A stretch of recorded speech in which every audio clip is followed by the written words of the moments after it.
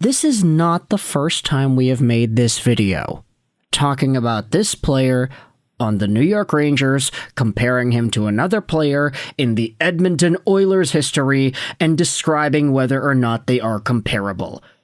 Today, as you can see, we are talking about New York Rangers forward and first overall pick, Alexis Lafreniere, because things are looking really, really bad for him and his profile with the Rangers this season. Now, I know what you're immediately thinking if you are one certain kind of Rangers fan who had stumbled upon this video.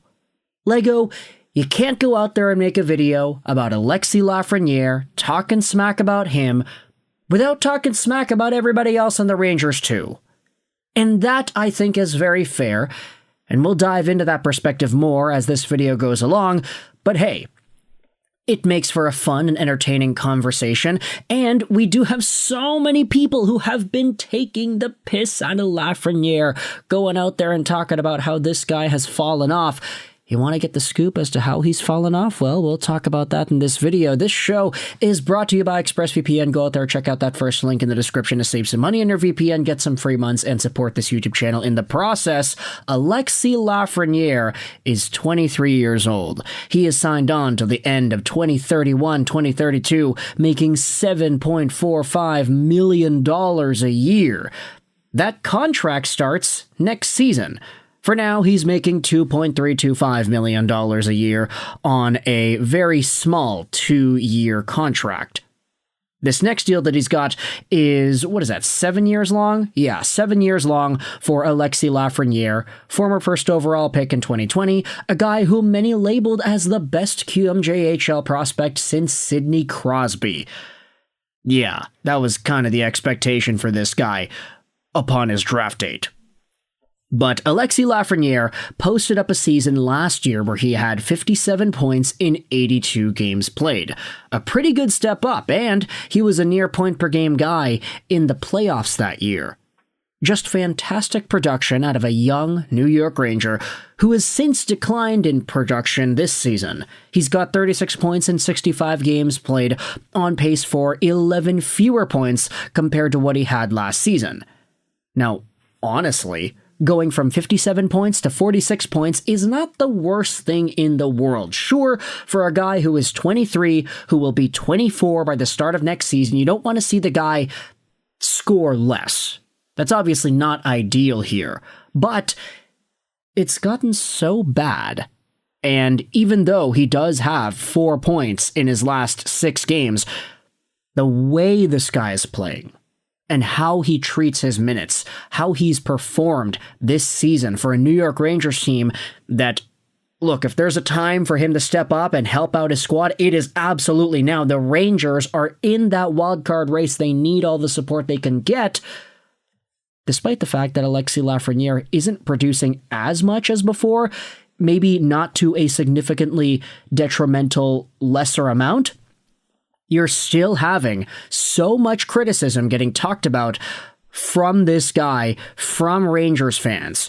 So if you take a look, Lafreniere, this is terrible. This is so grotesque. We're not even going to try to entertain and describe that. 24-25 Alexis Lafreniere. Is this thing on? Hello? Snark Messier went out there and tweeted this. Since February 5th, 2025, Jacob Trouba has more goals than Alexis Lafreniere. Big yikes. Rick Carpiniello. This is a Rangers analyst on The Athletic who goes out there and says that Morgan Barron is better than Alexis Lafreniere. Alexis Lafreniere was a point-per-game player to start the season. He got paid and then stopped playing hockey. I was always right about that. Okay, we're not going to read the rest of that. They're finally calling out Lafreniere's poor play. About time. Let's go out there and read some of the replies. I honestly thought that Lafreniere was poised for a breakout year. Boy, did I misread that one. Laf sucks. That extension was a huge mistake. Honestly, it remains to be seen. He could have a huge next 2 years for the Rangers and totally kill that narrative. It's too early to tell. Another reply on this Rick Carpaniello tweet goes out there and says, hey, every tweet is negative, constantly dumping on this player or that player. Barron is a beast. Good period. I've never seen a forward more out of position at bad times than Lafreniere.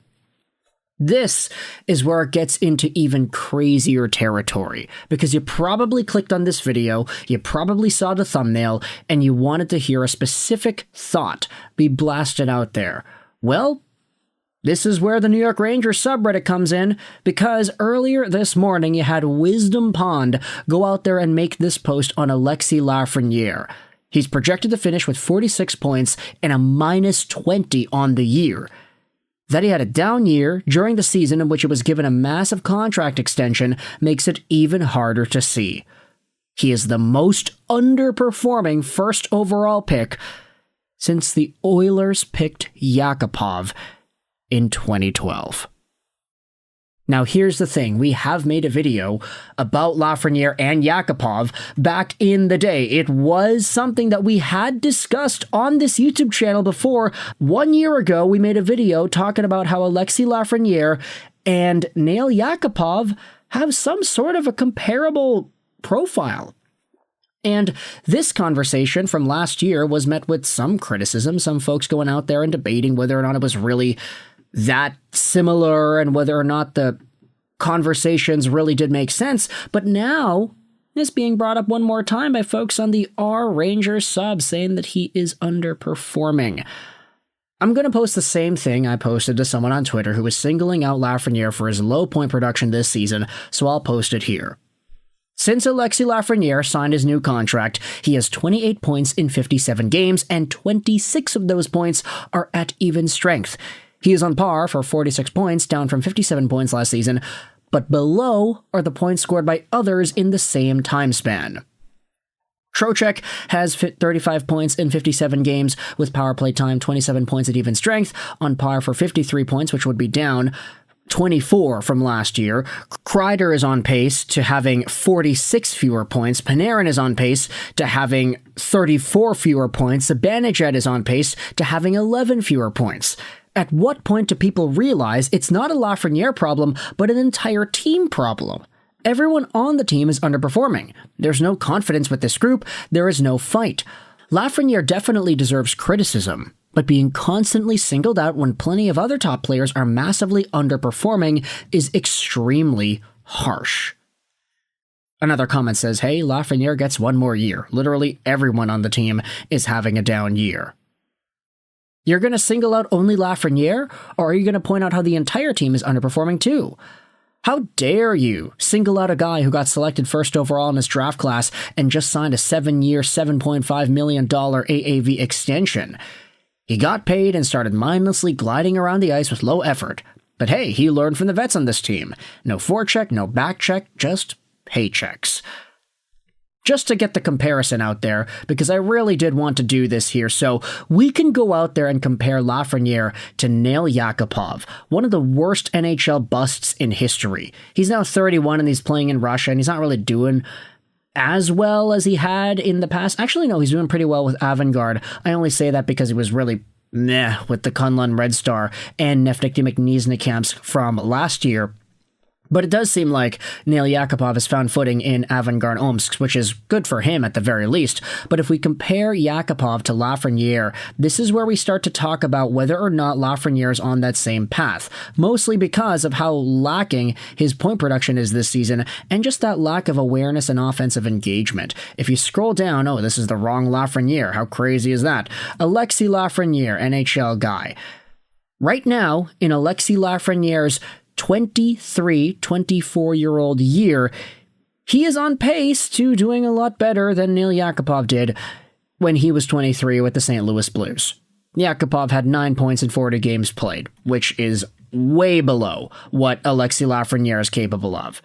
So, while it is funny to use that tagline of him being the worst first overall pick since Yakupov, he's still doing a lot better than Yakupov, which does kind of deflate the entire conversation topic about it, but it's still looking bad for Alexis Lafreniere, especially when you think about what a lot of fans of the Rangers and writers of the Rangers are talking about. If Lafreniere breaks 16 points next year, then okay, he's better than Yakupov. We can go out there and definitively conclude that. But for now, I want you to let me know your thoughts in the comment section below. How do you feel about Alexis Lafreniere and the way his career has gone so far? What are your thoughts on how he has played this season, and how disappointing is it in your opinion? Let me know in the comments all your thoughts and opinions. I hope you enjoyed this video. Sign on, and bye.